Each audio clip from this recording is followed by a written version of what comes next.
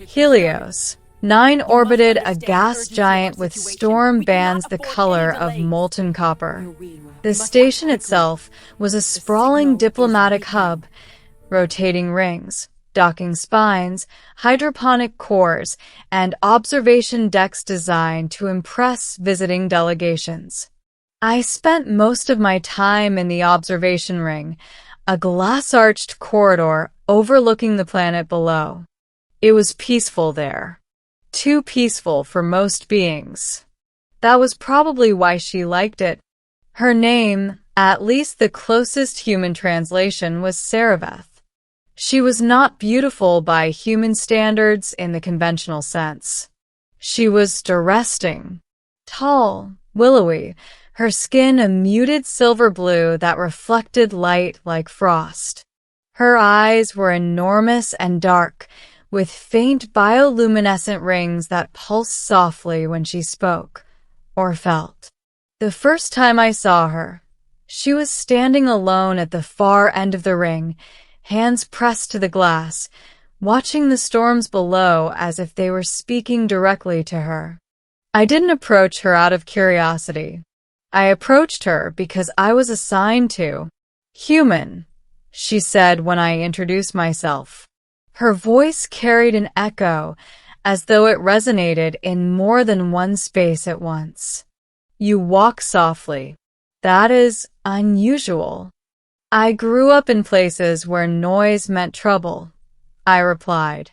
"Mind if I stand here?" She considered me for a long moment. Then she nodded. That should have been the end of it. A brief, polite exchange. Another alien diplomat catalogued and forgotten. Instead, the next day she was there again. And the day after that. Always alone. Sareveth was a Varelian, a species recently inducted into the Galactic Compact.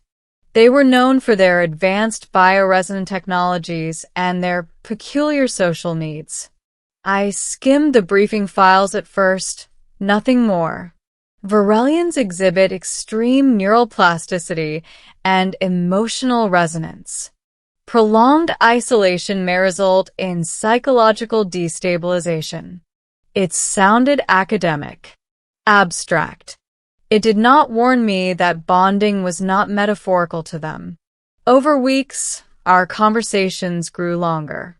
She asked about Earth, about rain and forests and music.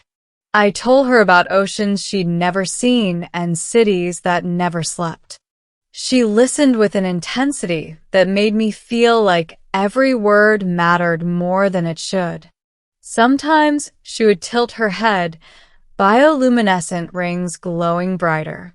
"You feel," she would say softly, "very strongly, even when you hide it." "I think all humans do," I replied. She shook her head. "No, not like you." I laughed it off. I shouldn't have. The bond one didn't know I was forming. The first sign something was wrong came 3 months into my posting.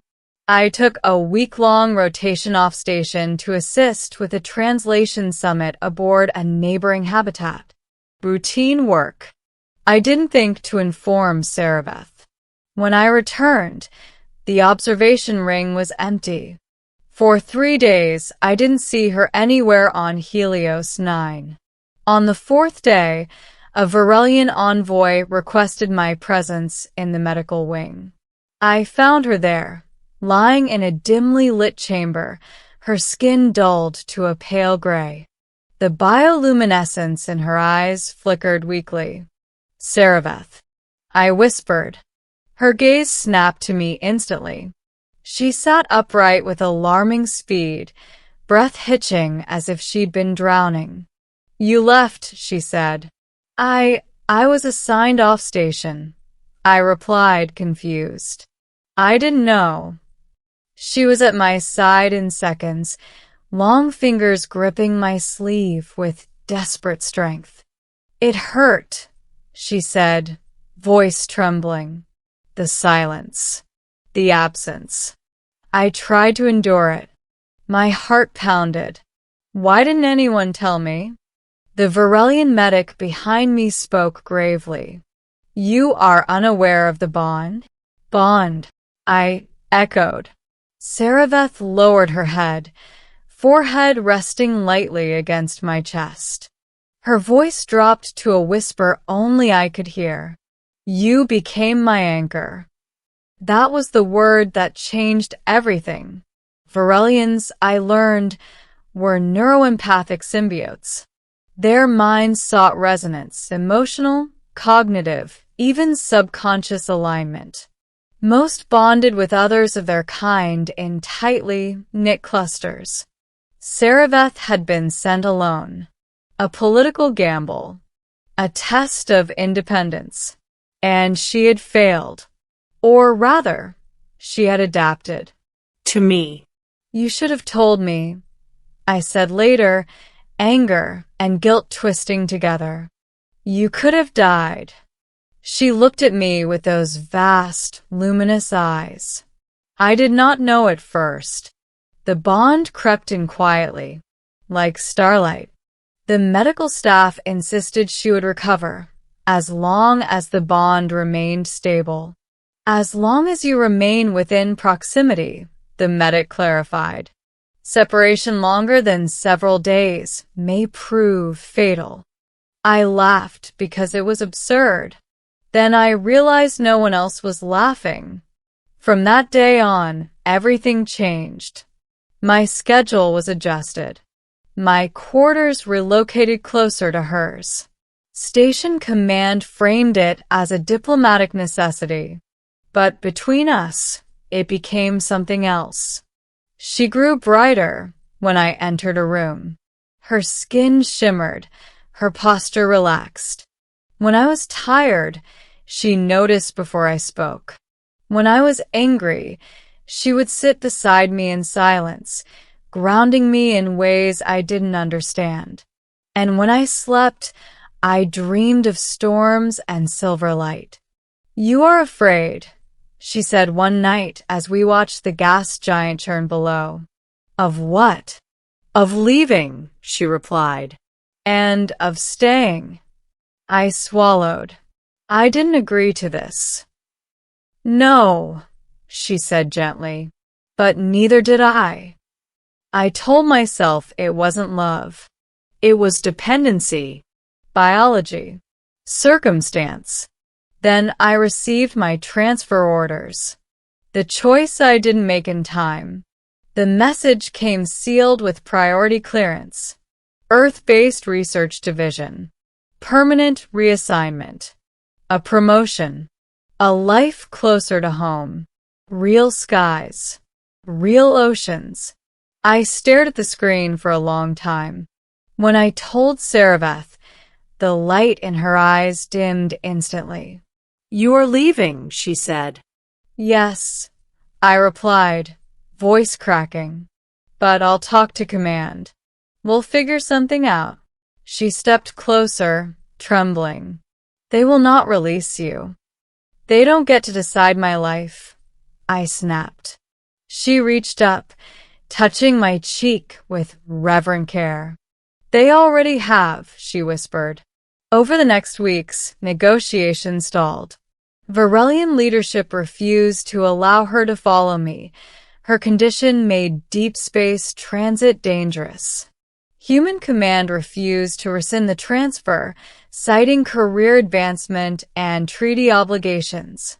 You'll adjust, my supervisor told me. She'll rebond with her own kind. The Varelian medic said nothing, just looked at me with quiet pity. The night before my departure, Saraveth came to my quarters. She stood in the doorway, luminous and fragile, as if she might shatter if she stepped too far. Stay, she said. I hesitated. I can't, I replied. I'll find a way to come back. Her eyes glowed painfully bright. Never leave me again, she whispered. And I made the worst mistake of my life. I promised. Ending. The truth that came too late. Earth was everything I remembered. Blue skies, crowded streets, voices everywhere. And yet something was wrong. I felt hollow, disconnected, like part of my mind had been amputated. 3 weeks after my arrival, the message came. Subject: Varelian diplomatic incident. Confidential. I opened it with shaking hands. Saravath had collapsed 2 days after my departure. Severe neural destabilization. Emergency stasis. Bond severance trauma. They had tried to reconnect her to others of her species, but their resonance failed. Her neural patterns had adapted too deeply. To me. The final report was brief. Subject expired peacefully. Cause: resonance collapse. I don't remember screaming. I remember falling. Later, buried in the attachment files, I found a translated personal log she had recorded days before my departure. One final message, flagged for me. I did not mean to bind you. Humans do not know when they are becoming someone's gravity. You were my home. I am sorry. That was when I finally understood the truth. It wasn't that I had anchored her. She had anchored me. And by leaving, I tore us both apart. Now, years later, I still stand beneath alien skies on distant stations. I tell new recruits about cultural sensitivity, about bonds they can't see forming. Sometimes, in the quiet moments between stars, I swear I feel a familiar presence, like silver light brushing the edges of my thoughts. And I whisper into the void, to no one and everyone at once, I'm sorry. Because some promises aren't broken when you leave. They're broken when you realize too late that you were never meant to. I resigned 6 months after Saravath's death. No ceremony, no speech. Just a quiet signature and a data pad slid across a desk by someone who didn't ask why my hands were shaking. Earth had become unbearable. Every crowd felt empty. Every conversation skimmed the surface of something I no longer knew how to reach. Human emotions felt thin, like echoes of something deeper I had once touched and then lost. So I went back out. Not to Helios, 9. That station had been quietly decommissioned after the incident. Officially, it was a structural failure. Unofficially, diplomats didn't want a monument to a mistake. Instead, I took contracts on the edge of known space. Listening posts. Relays. Places no one stayed long enough to notice ghosts. Years passed. Then, on a station orbiting a dying red star, I found something I was never meant to see. It was a Varelian data shrine, a crystalline lattice grown rather than built, hidden deep within a cultural archive. I wasn't authorized to access it, but the system recognized my neural signature anyway. The lattice awakened. Silver light filled the chamber. And for one impossible moment, I felt her. Not a voice, not a memory, a presence. The archive translated automatically, its tone reverent. Anchor imprint detected. Resonance fragment preserved. My breath caught. Varelians, I learned, did not always die completely. When a bond collapsed catastrophically, sometimes, rarely, the stronger imprint left behind a resonance echo, a pattern of consciousness too deeply entwined to fully unravel. Not alive. Not gone. Waiting. She's still there, I whispered, though no one could hear me. The system warned me of the cost. Reconnection was possible, but irreversible. A human mind was not built for permanent resonance. I would never return to who I had been. I would never truly be alone again. I didn't hesitate. The moment I stepped into the lattice, silver light wrapped around me, warm and familiar. And for the first time since Helios, 9, I felt whole. You came back, her presence murmured, not in words, but in feeling. I'm here, I replied, tears streaming freely. I'm not leaving. There was no pain, no rupture, only understanding. Sareveth had never wanted to possess me. She had wanted to share existence, to walk the universe together, however that looked. The galaxy would never know what passed between us. To them, I vanished, another human lost beyond the charts, another cautionary footnote in diplomatic history. But out among the stars, where light bends and silence listens, two minds found equilibrium. Not human. Not Virelian. Something new. And when the void presses close and loneliness threatens to return, I feel her there, steady, luminous, unwavering. This time, when she whispers, "Never leave me again," I finally understand. And I don't.